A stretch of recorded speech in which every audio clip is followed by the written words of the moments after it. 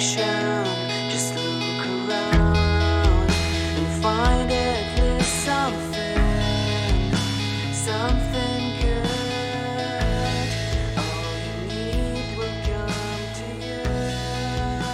I'll never end your stare. Welcome back to episode 2 of Two Canadians at Kafe Lise, a Vigor podcast.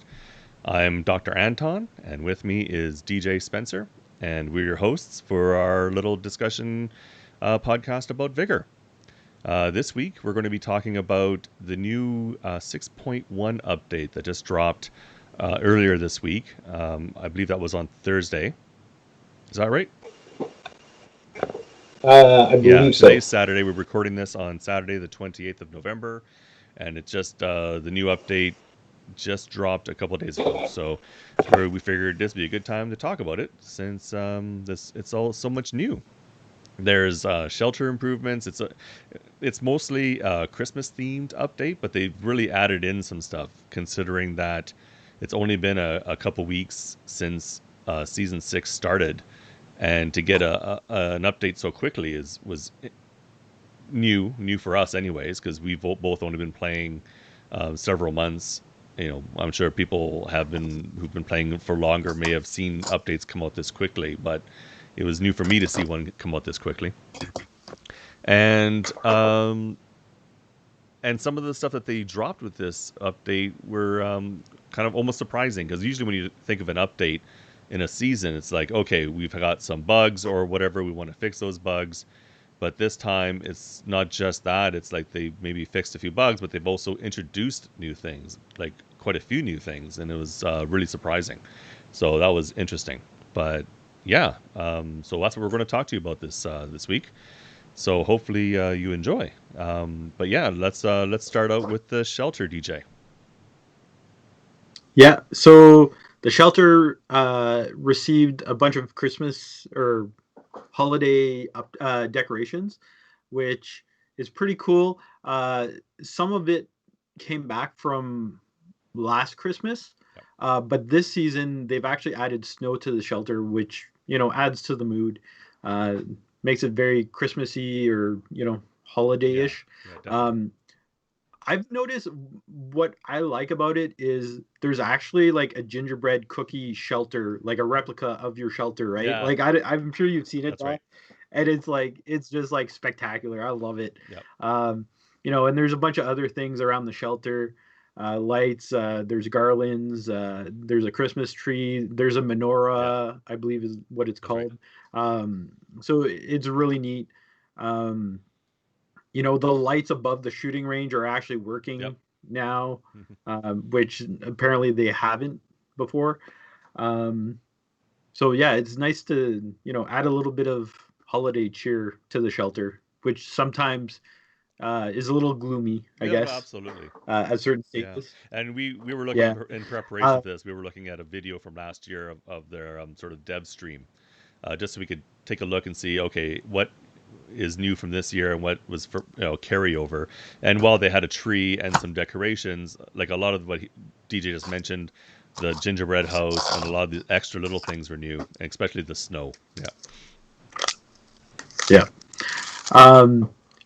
Now, another thing that changed in the shelter is down in your little armory or your weapons shelter, your preset loadout is on the table next to the crafting table. Yeah. So, you know, it's kind of on display. You know, your Outlander is basically ready to, you know, he could just grab it and go, I guess, is what they're trying to show off. And another update to the armory is on the floor, you have crates with all your consumables, and I believe the plans for them are also displayed. So that's another update to your armory shelter. With this update. Yeah, and that's kind of cool when you're walking through there and looking at all the different crates and figuring out, you know, what crate is what, is just looking at the different things that are in it. I enjoyed that. It was nice. Yeah, it's a nice little addition there. And then I guess you could kind of say it's part of the shelter upgrade is you could actually pick any of your previous titles. Oh, right. Yeah. That you have achieved, right? So like really, if you want to go down to, I have 25 Outlander kills, you could pick that one, right? Or Yeah, something it's like like if you that. want to misrepresent yourself out there. Well, if you're bragging Yeah. about kills as it is, that's usually it's thinking you're sort of just telling the world that I'm out for kills. I'm bragging about how many kills I've got. But now then to go back and say I've only got 25 kills, don't have to worry about me, seems a little sketchy. But okay. Yeah. It's like without it's almost like you're smurfing without having to create a Smurf Yeah, account, I guess. Yeah, pretty yeah. much. It's interesting. I don't know what because it really is more about going back to show medals from different stages, I guess, on the ones that Yeah. have stages. And the only reason I might consider ever going doing that is if I liked maybe how one looked over the one I have. Maybe if it was a cosmetics thing, okay, that'd be kind of cool. Yeah. It'd be cool if you could go to that one and then it still show what your total is. So like if I went to the shelter improvements one and got the one for 100 improvements just because I liked how it looked better, but it still said I had Okay. 200 improvements, then you know, um, instead of misrepresenting how many you've done or you know what I'm saying, um, Yes. I think it'd be better if it just and this is just my personal opinion. I think it'd be better if you could change the look so you can go to a previous look, but still see your actual total there. So you're not trying to make people think that you're not a sweaty player. I don't know. Yeah.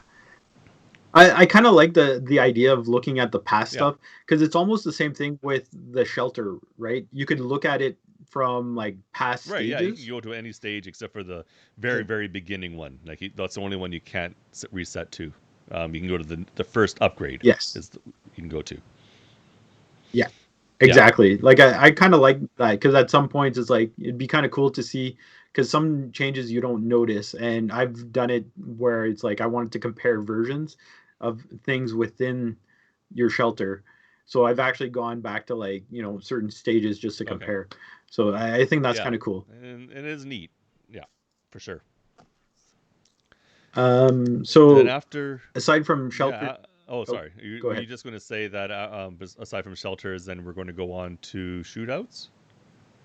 Okay. Yes. So yeah, the next big thing we're going to talk about are shootouts. Um, and if you never really played that mode before, shootouts is basically a free for all. However many people get loaded into a shootout, and I think it's up to is it up to 12 or is it? Oh, It's it's 10. 10, Okay, so the max is 10. 10, 10, I believe. Okay, so Yeah. up to 10 people get loaded into a shootout. It's where the Sawmill, or now Zagbrook, came from. That new map came from. Started out as the shootout map, at least for the last at least few seasons, anyways. Shootouts was always in a contained version of the Sawmill map, so it's just around the main buildings of Sawmill. And so it's a free for all. You're running around. You start with a random weapon. You can pick up weapons in the match. You're running around. You shoot people. If you get killed, you're only out for a few seconds. Like you have to wait. It'll reload you in, and then you can hit your A button to reload into the match.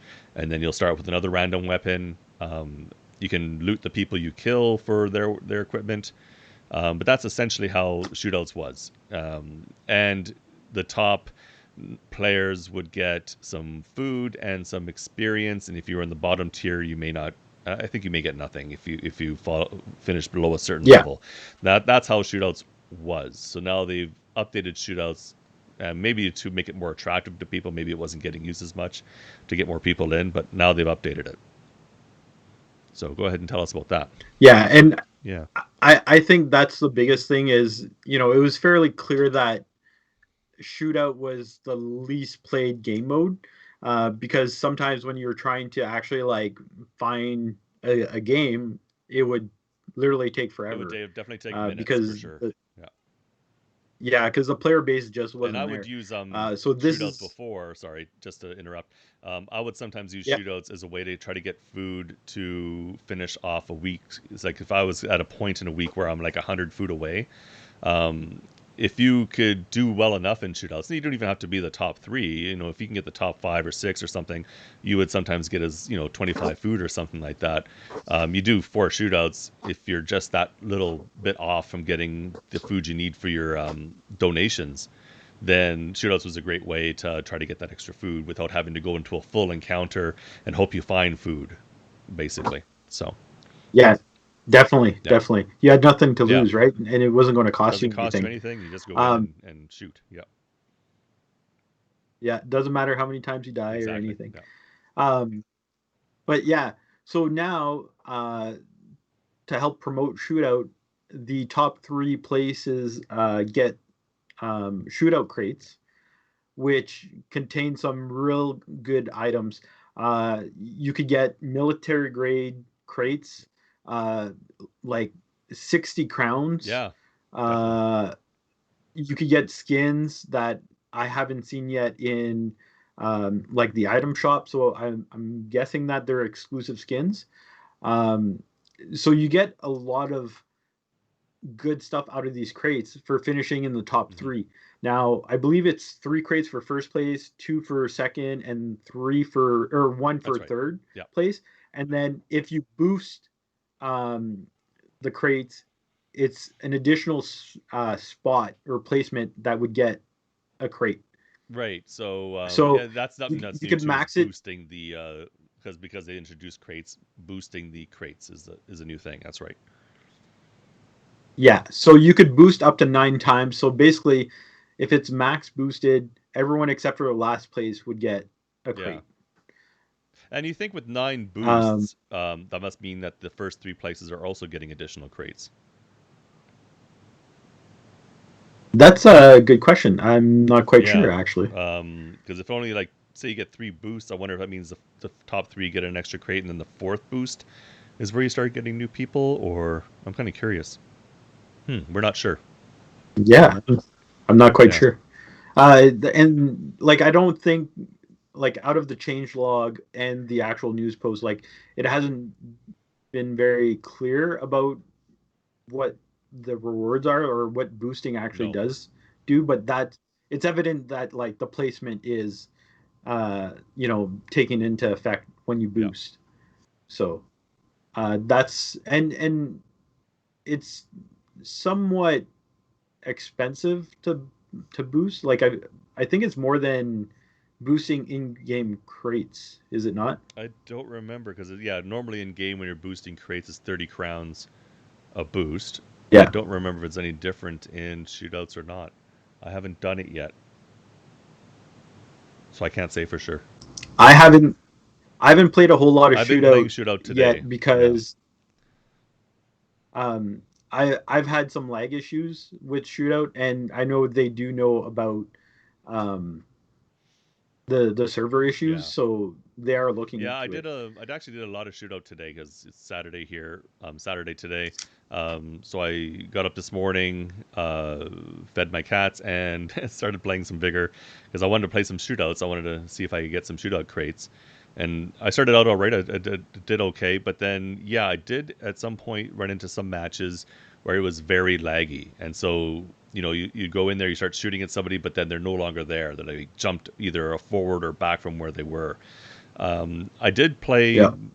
10 or 20 throughout the day, I think. Maybe not that many rounds, but somewhere in there rounds. And not all of them were like that. Like I had quite a few, fairly good Hmm. ones where everybody, pretty much reacted normally. But then there were a few where, yeah, it was like people were on rubber bands. It was just acting really weird. And I saw a few on stream too from a few streamers.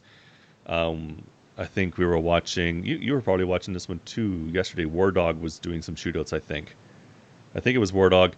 He had a maybe it wasn't him, but it was somebody, and they were doing a shootout. Oh, it might have been Macromo actually.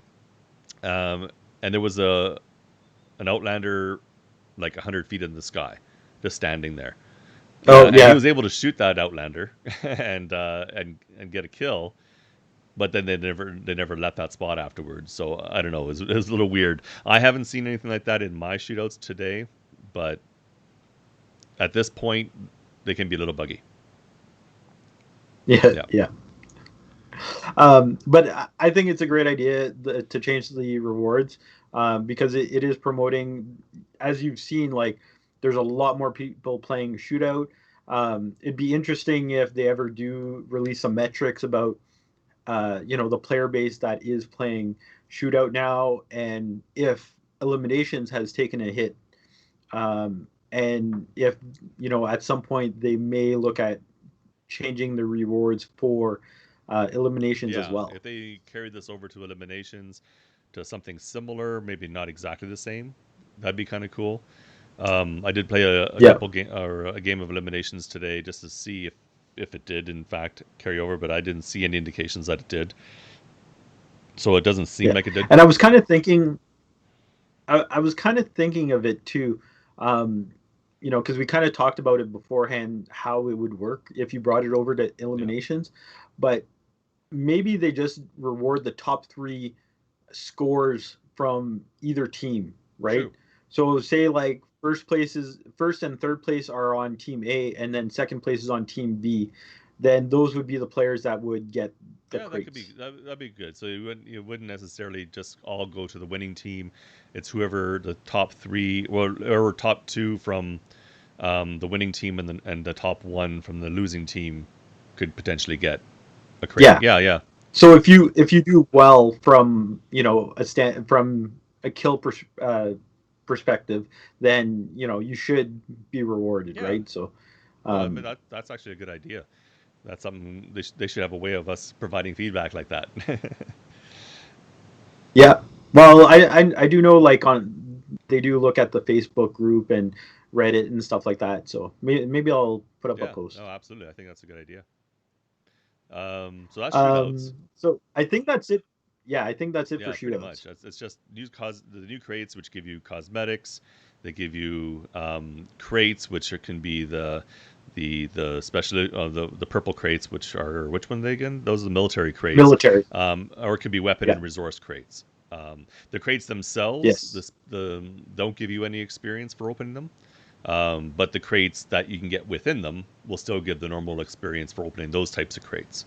So yeah, you're not getting any extra experience from the crate itself. It's just the experience you get from whatever you get in the match, and potentially what experience you'll get from the crates you can open that you get out of that crate. So, if that makes Yeah. sense, but yeah.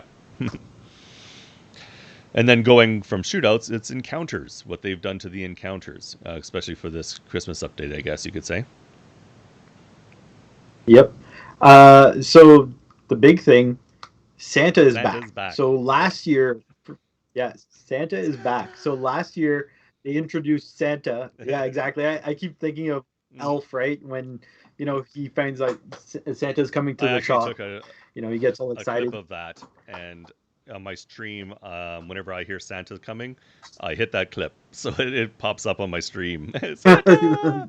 Yeah, Nice. I yeah, love it.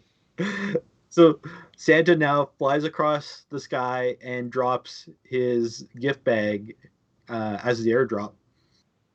So that's it very is. fun. Like, I think the first time I actually saw it on someone's stream, it actually, like, I had this giant smile on my face just because, like, it was the first time I've ever seen it, and I was just like, this is Yeah, amazing. It really puts you in the holiday mood seeing Santa fly and if across you the can see sky. him, he's like you got stars. Like he has this big trail of stars that shine in the sky as he's flying over. It's really cool. Yeah, it looks really cool. Yeah.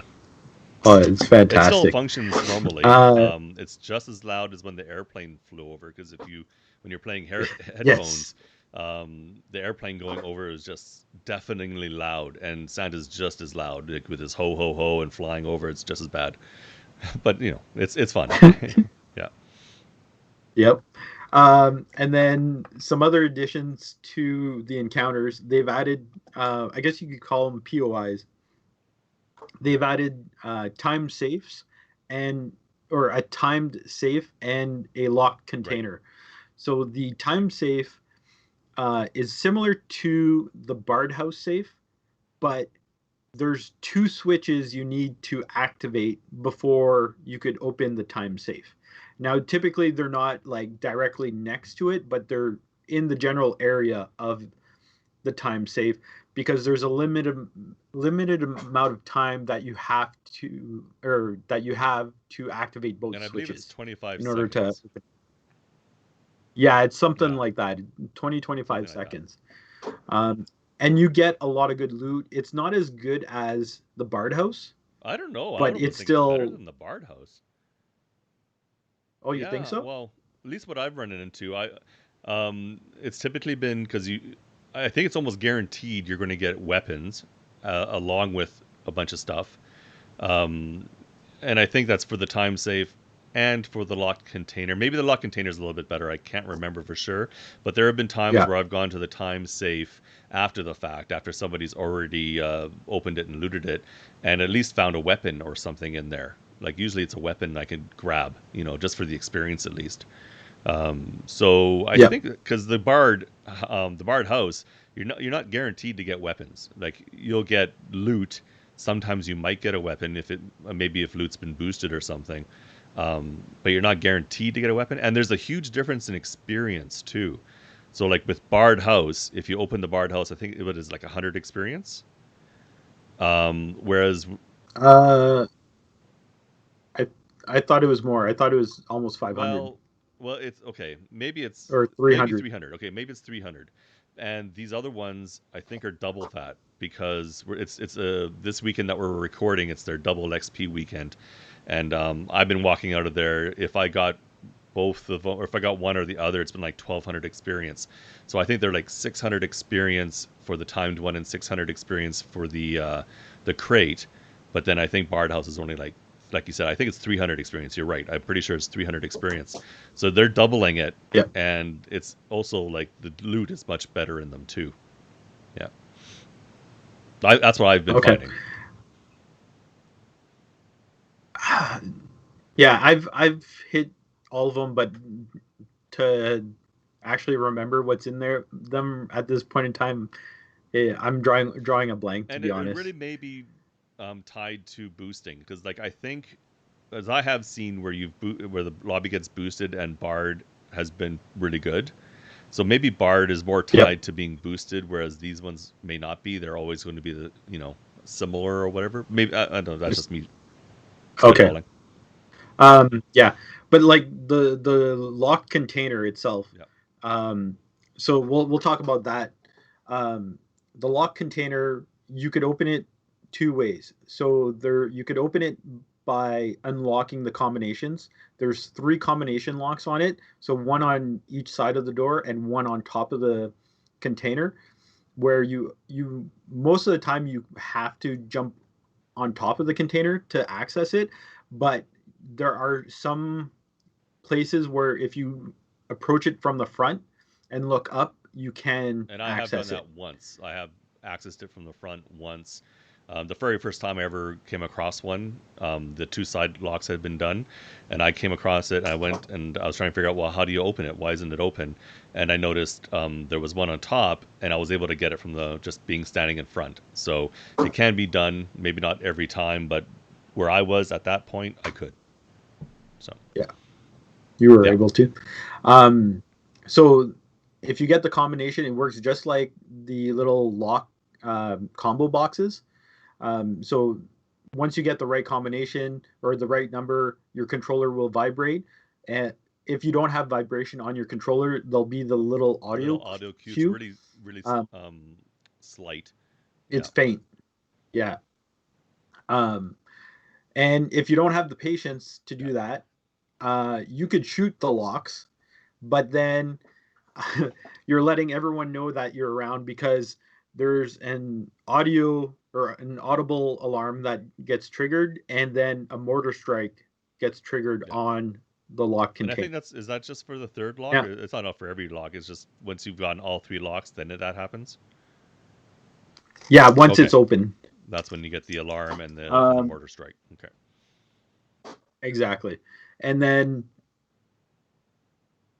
anytime I've gone there, there's always two gold weapons, and then it's Yeah. always been an MP5, um, an ADR and an H bar, and then something usually lower grade.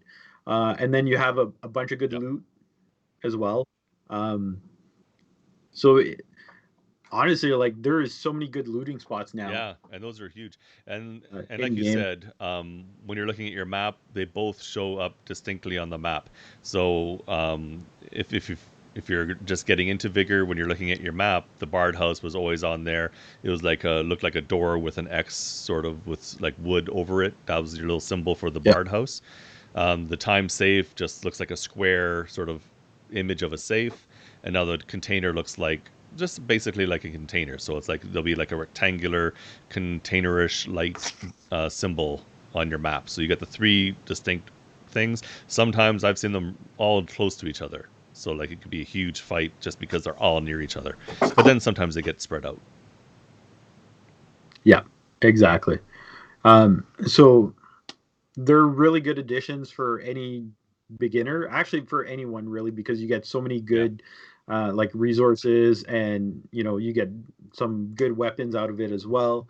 Um, so it's an interesting addition because it kind of came out of the Yeah, blue. it was not No expected. one Yeah. expected it, so it was definitely a nice surprise, I guess you could say.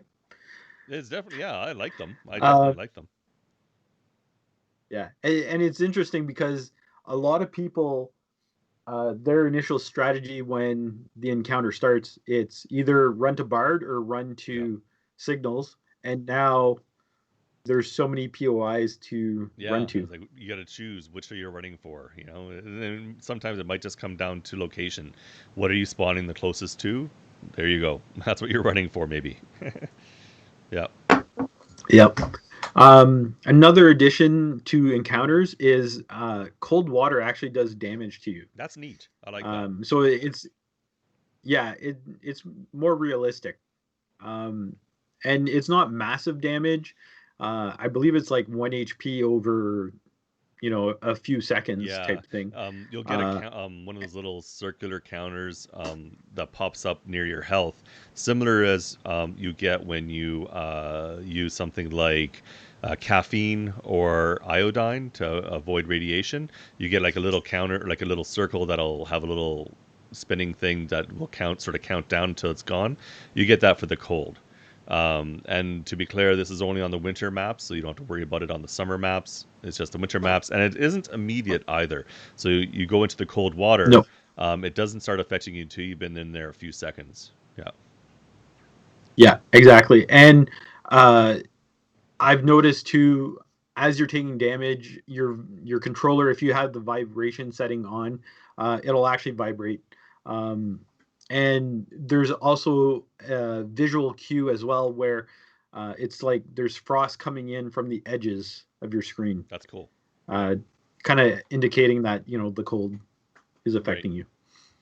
So that's I kind of like that because it's adding to the um, realistic point of view of the game, Hmm. right? Because typically that's what they try to aim for, right? So I think it's a good Yeah, addition.